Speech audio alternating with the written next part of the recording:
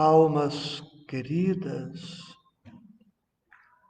que estão conosco através do Face e através do Instagram, bom dia, profunda gratidão por sua companhia, pela confiança, pela oportunidade.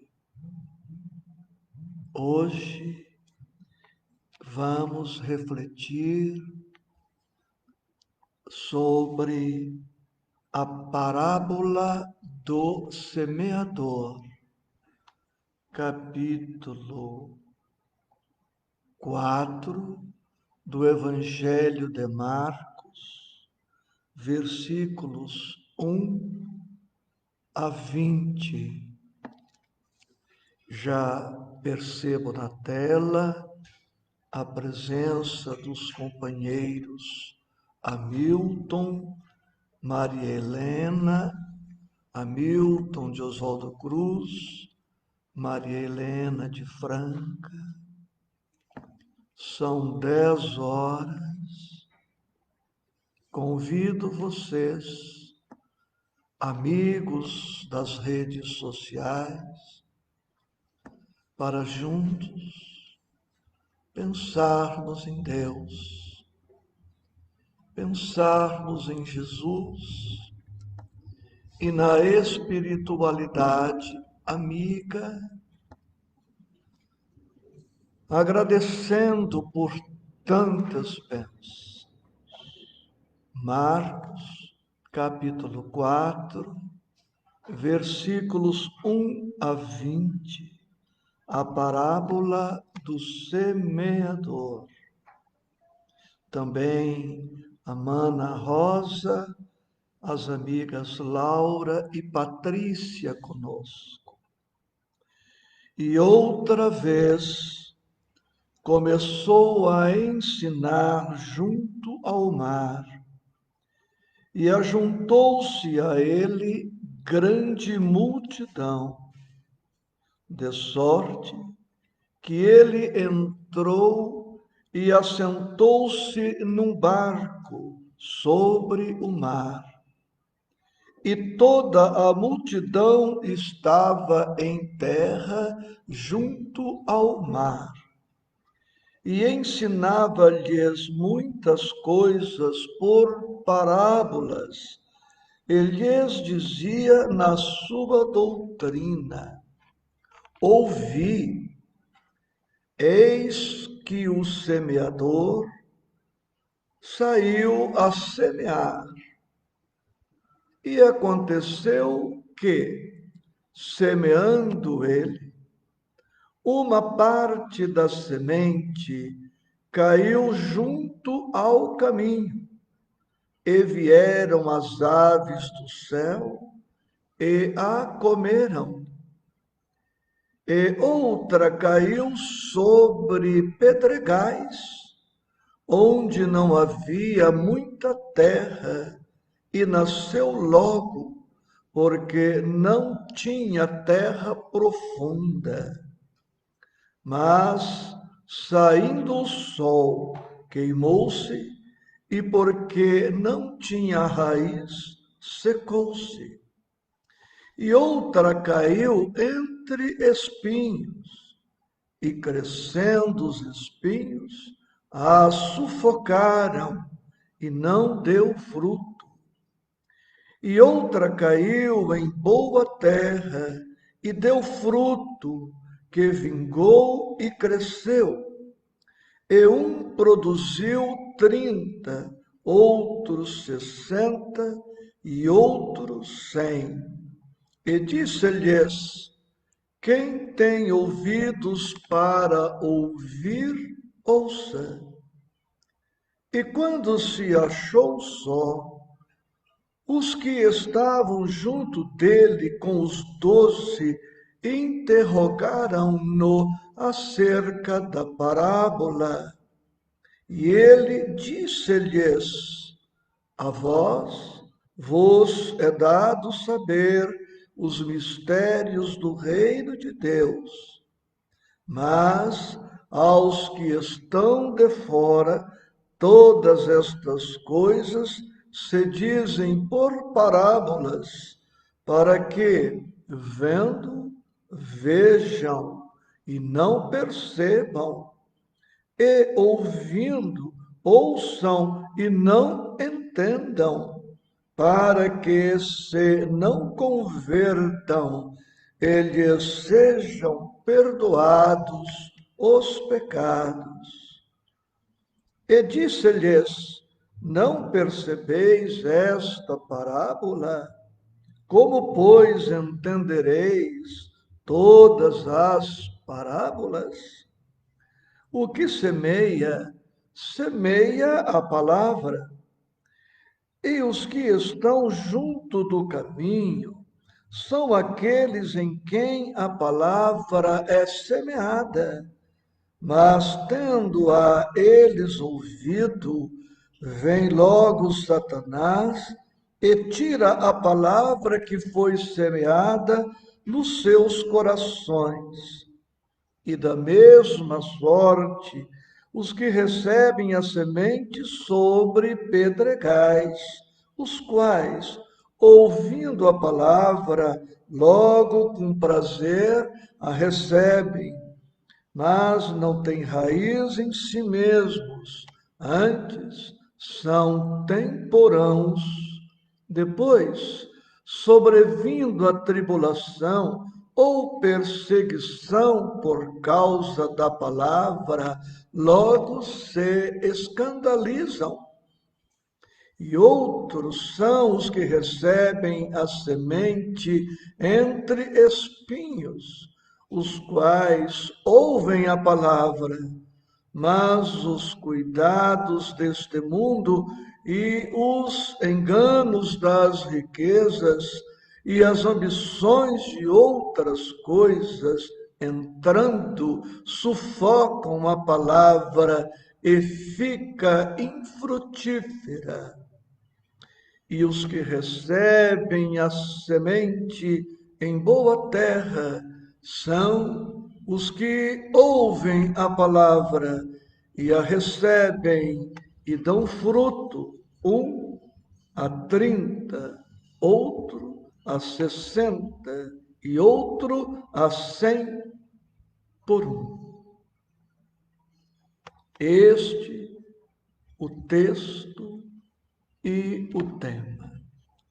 Atento à disciplina, refletiremos o que for possível no breve tempo dos nossos estudos. E inicio trazendo uma ligeira contribuição espírita. Todos nós somos filhos de Deus, do mesmo Pai. E para entendermos a criação de Deus, pensemos em um pai e uma mãe com 10 filhos. O filho mais jovem, com 2 anos de idade, o outro com 4, com 6, 8, 10, 12, 14, 16, 18, 20. 10 filhos. O mais velho com 20, o mais jovem com 2.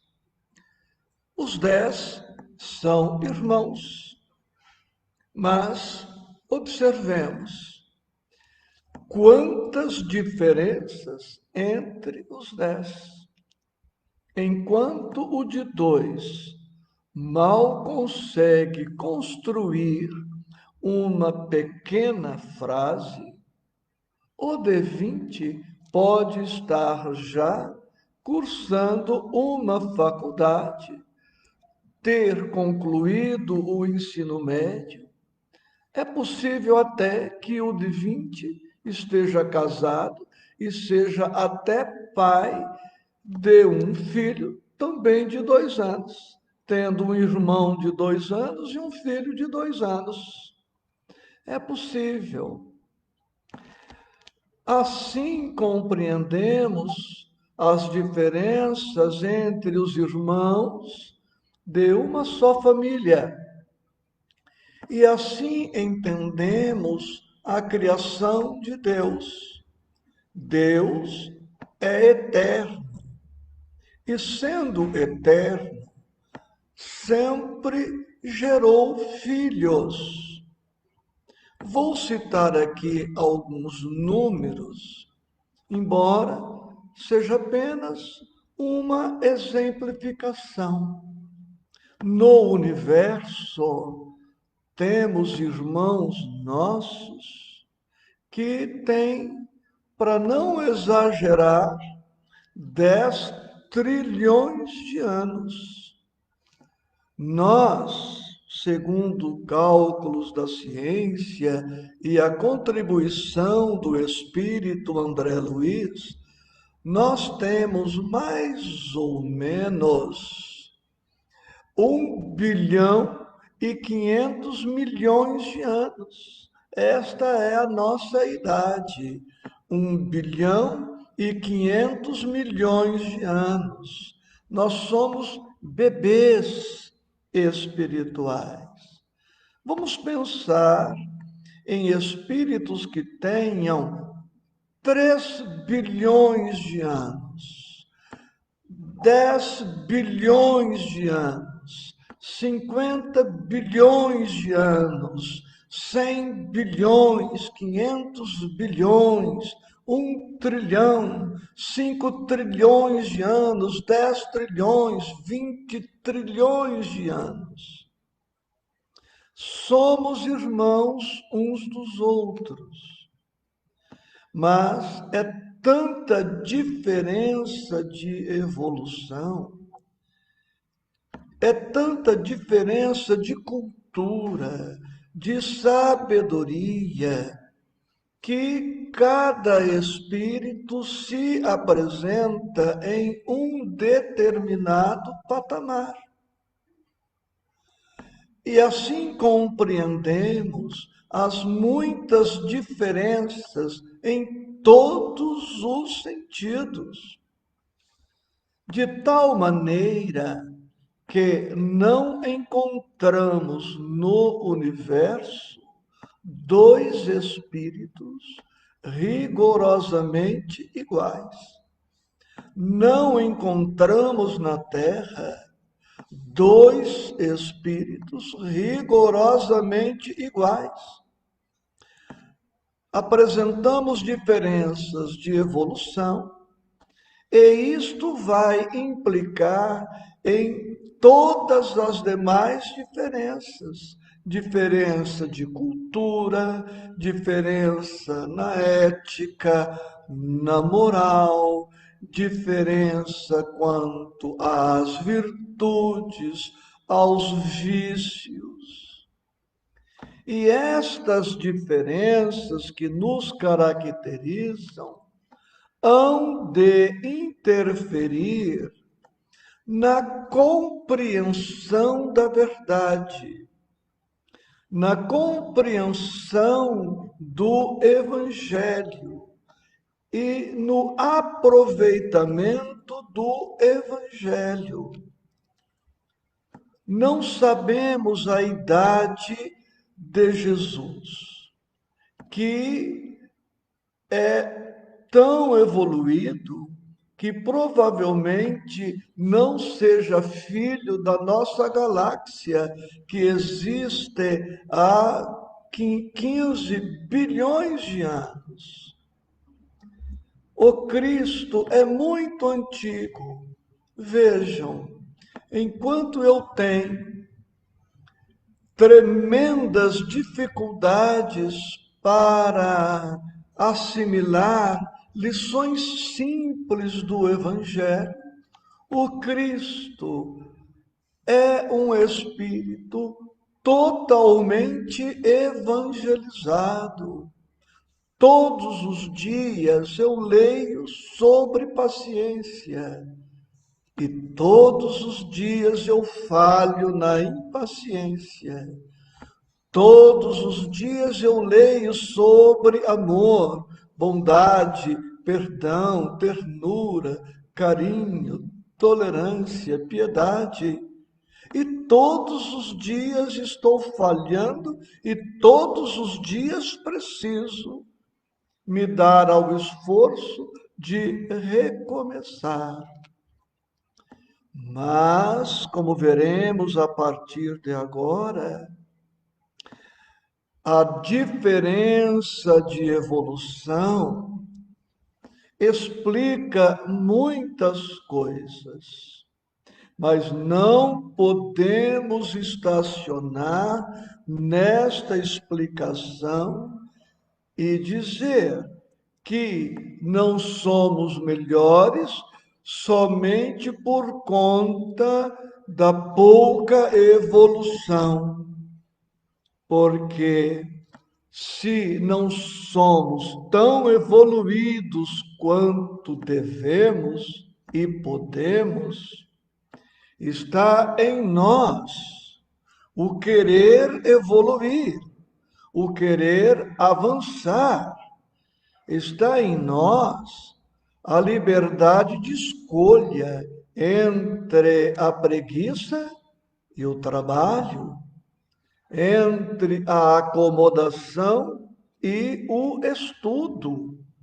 Mesmo aquele que não tem uma evolução tão acentuada, não está impedido de pensar no bem, de querer o bem, de buscar o bem e superar sua condição atual, avançando para níveis melhores, para outros patamares.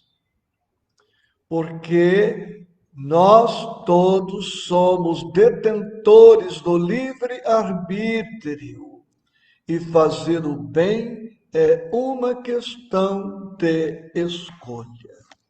Bem, agora eu trago algo da contribuição do escritor e psicanalista Caio Fábio, que por algum tempo foi também pastor da Igreja Presbiteriana Brasileira. E, inspirado neste psicanalista, chamo a sua atenção agora para os versículos 9, 11 e 12. E disse-lhes: quem tem ouvidos para ouvir, ouça. O 11 e o 12. E ele disse-lhes: a vós vos é dado saber os mistérios do reino de Deus, mas aos que estão de fora, todas essas coisas se dizem por parábolas, para que vendo, vejam e não percebam, e ouvindo, ouçam e não entendam, para que se não convertam e lhes sejam perdoados os pecados. Com muita objetividade e simplicidade, lemos aí no 11, aos que estão de fora.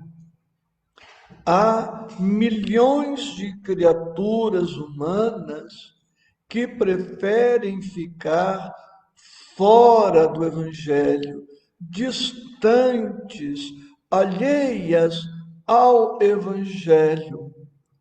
Não é Deus que as exclui.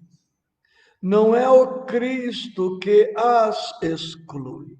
Elas que se excluem a si mesmas. Ninguém está impedido de ir à sua igreja. Ninguém está impedido de ter a sua Bíblia, os seus livros religiosos.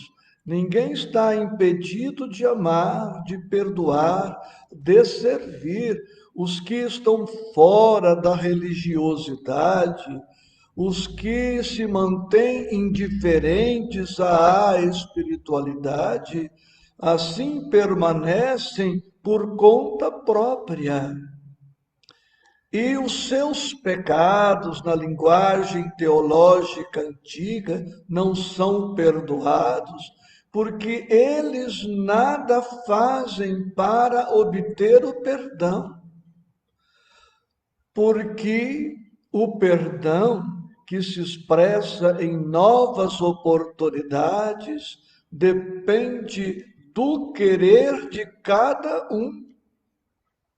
Se a criatura não fizer a opção pelo Evangelho, não fizer a opção pelo bem, Deus, que não é um Deus de violência, a respeitará neste sentido.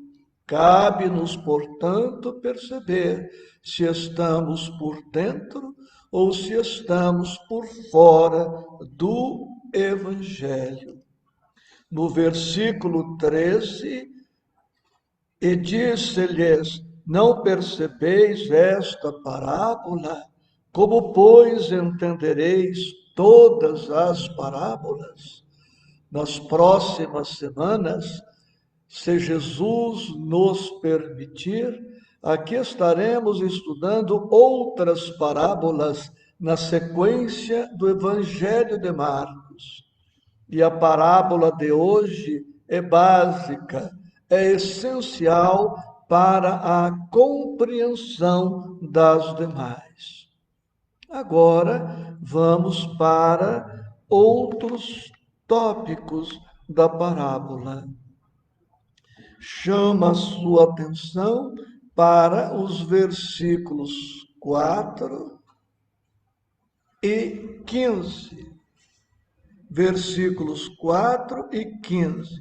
E aconteceu que, semeando ele, uma parte da semente caiu junto ao caminho, e vieram as aves do céu e a comeram.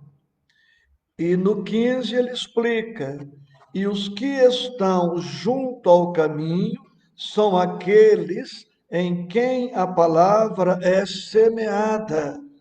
Mas, tendo-a eles ouvido, vem logo Satanás, linguagem simbólica, e tira a palavra que foi semeada nos seus corações. Aqui, Jesus fala já da qualidade, da natureza, da condição de alguns corações ou de algumas almas. Quem são estas almas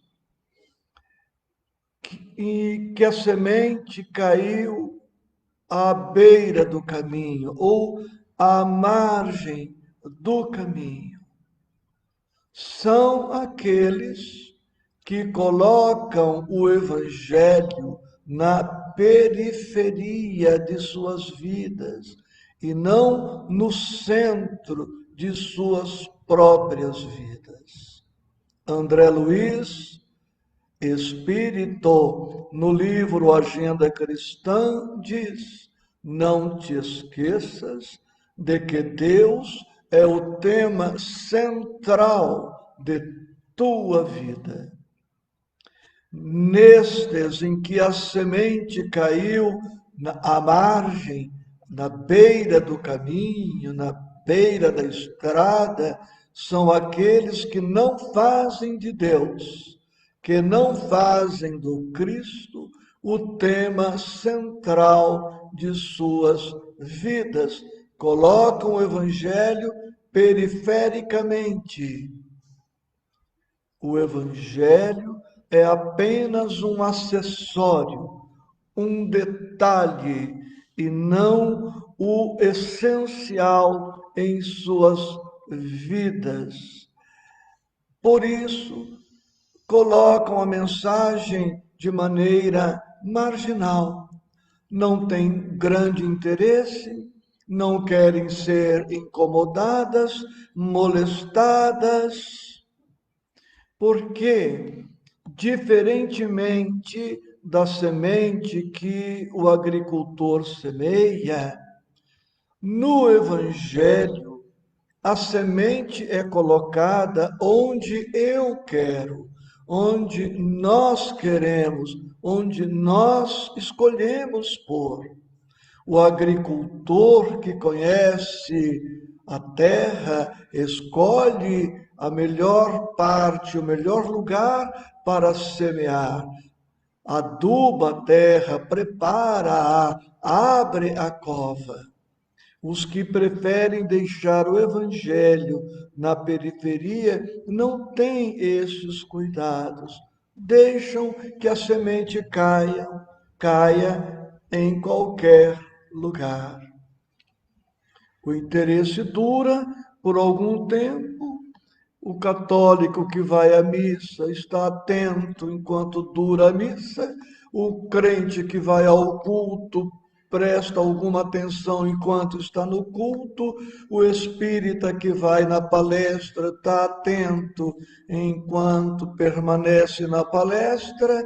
Terminada a missa, o culto, a palestra, as pessoas voltam aos temas centrais de sua vida, que as estressam, que as tornam ansiosas, sobrecarregadas, etc. Uma outra parte da semente caiu, como veremos nos versículos 5 e 6, e 16 e 17. E outra, versículo 5, caiu sobre pedregais, onde não havia muita terra, e nasceu logo, porque não tinha terra profunda. Mas, saindo o sol, queimou-se, e porque não tinha raiz, secou-se. No 16 e 17, Marcos traz a explicação de Jesus. E da mesma sorte, os que recebem a semente sobre pedregais, os quais, ouvindo a palavra, logo com prazer a recebem, mas não têm raiz em si mesmos, antes são temporãos. Depois, sobrevindo tribulação ou perseguição por causa da palavra, logo se escandalizam. São os crentes de todas as denominações religiosas superficiais. São os crentes superficiais, são seres superficiais. Nada neles tem profundidade. O Evangelho não penetra, não passa da epiderme, como diz o escritor Caio Fábio. O Evangelho é apenas uma tatuagem em suas vidas, marca superficialmente, perifericamente. São almas que não foram tocadas pelo Evangelho. O Evangelho chega em suas vidas e apenas permanece por fora.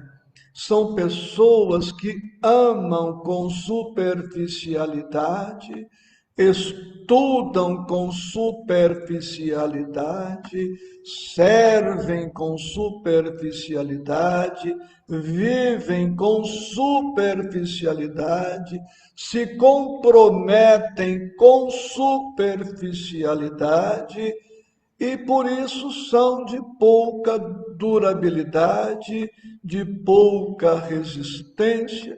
Nada neles tem raiz para sempre. em surgindo dificuldades, e as dificuldades surgem para todos, fogem espantados, amedrontados, porque esperavam que a adesão labial, a adesão exterior lhes isentasse completamente e para sempre de todas as lutas. Fogem porque não querem pagar o preço pela adesão, pela entrega ao Evangelho. A terceira reação daqueles que travam contato com a mensagem. Versículos 7, 18 e 19. E outra caiu entre espinhos, e crescendo os espinhos, a sufocaram, e não deu fruto. Marcos traz em 18, 19 a explicação do Mestre. E outros são os que recebem a semente entre espinhos, os quais ouvem a palavra, mas os cuidados deste mundo e os enganos das riquezas e as ambições de outras coisas, entrando, sufocam a palavra e ficam infrutíferas. Nestes corações, nestas almas, o Evangelho é um item a mais em suas vidas. Há muitas outras coisas concorrendo com o Evangelho, oferecem um espaço. Mima.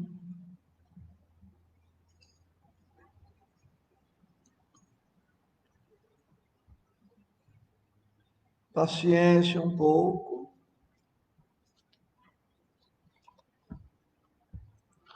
Está ao vivo? Ok. Muito bem, retomando. O Evangelho é um item a mais em suas vidas. Há muitas outras coisas concorrendo com o Evangelho. Oferece um espaço para o Evangelho junto com muitas outras coisas. Dizem, se o Evangelho quiser que encontre um lugar em meio a tudo isso, que o Evangelho dê o seu jeito, porque aqui dentro do meu coração eu continuarei sendo o que sou, envolvido com os meus muitos problemas e compromissos. É o Evangelho em meio às mágoas, ressentimentos, ódios, estresse, ansiedade, medo, pânico, preguiça, consumismo, as ambições várias, e isso tudo acaba por sufocar a frágil semente do Evangelho que não encontrou espaço e terreno adequado para proliferar. E, por fim, a semente que caiu em boa terra. Versículos 8 e 20. E outra caiu em boa terra e deu fruto, que vingou e cresceu. E um produziu 30, outros 60 e outros 100.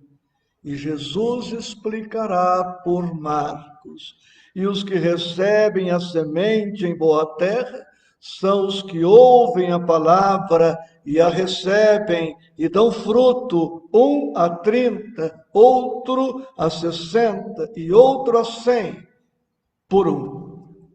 São os que ouvem, que aceitam, que acolhem. A primeira categoria, a semente caiu na margem. O Evangelho não é o centro. Aquele que cai em boa terra, a semente do Evangelho é o centro de suas vidas e não na periferia. A segunda categoria caiu entre pedregais, não tinha raiz, não tinha profundidade. Aqui não, na boa terra, a semente penetra profundamente e causará uma transformação essencial na vida da pessoa. A semente que cai em boa terra simboliza aquele que dá um espaço importante para o Evangelho e não permite que as preocupações mundanas sufoquem a espiritualidade. São aqueles que aderem definitivamente ao Cristo, ao Evangelho, transformando o Cristo e o Evangelho na sua referência para a vida. Para eles, o Cristo é o começo, é o meio e a continuidade da sua vida. É o alfa e o ômega. Jesus com o Evangelho tornam-se o tema central, a base, o alicerce, o fundamento para as suas vidas. E como nós estamos em estágios diferentes, um produz 30, 60 e 100. Podemos dizer que uns produzem 30%, outros 60% e outros 100%. Fechando os nossos estudos desta hora, pedindo perdão pelos transtornos tecnológicos que porventura tivemos. Quanto estamos produzindo percentualmente falando? Estamos produzindo 1%, dedicamos 1% da nossa vida à espiritualidade. Vejamos que o Cristo reportou-se a 30%. Na visão do Cristo, se bem interpreto, é o mínimo que se espera de uma terra boa. Imaginemos um agricultor que de toda a colheita vem a colher apenas 1% do que esperava. Imaginemos a frustração do agricultor que vem a colher 2% do que imaginava. Talvez 30% para o agricultor humano empate com o que ele investiu na plantação. Menos que isto, prejuízo. E talvez os 30% não cubram o que ele investiu na plantação. Permito-me aqui pensar que 30% da nossa vida dedicados à espiritualidade podem não bastar, mas como estamos em processo de crescimento e evolução, espera-se que não estacionemos no patamar de 30% e que avancemos.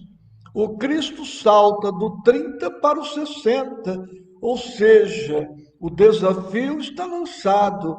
Se estamos no nível de 30%, empenhemos-nos de maneira tão importante ao ponto de saltarmos de 30 para 60, dobrando a nossa produção, dobrando a nossa entrega.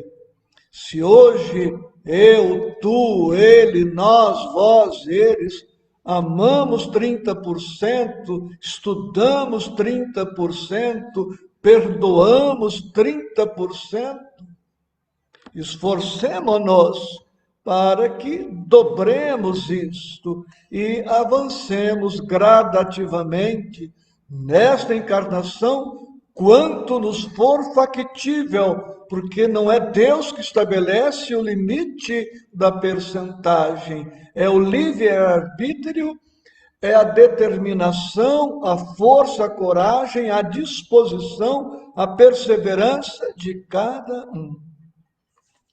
Meu abraço a Maria Helena, Rosa, Laura, Ondina, Rosângela, Nilza, Vera, Irma, Alê, Luciana, Solange, Neide, Irene, Dulcimar. Grande abraço com votos de alegria e paz em nossos corações.